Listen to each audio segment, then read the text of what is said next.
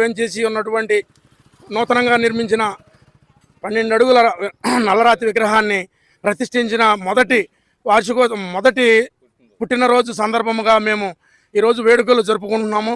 దాని నిమిత్తం అఖండ అన్న సమారాధన జరుపుటకు అందరి సమక్షంలో మేము ఈ కార్యక్రమం జరుగుతున్నది. కావున అందరూ వచ్చి ఈ కార్యక్రమాన్ని జయప్రదం చేయవలసిందిగా కోరుతున్నాము.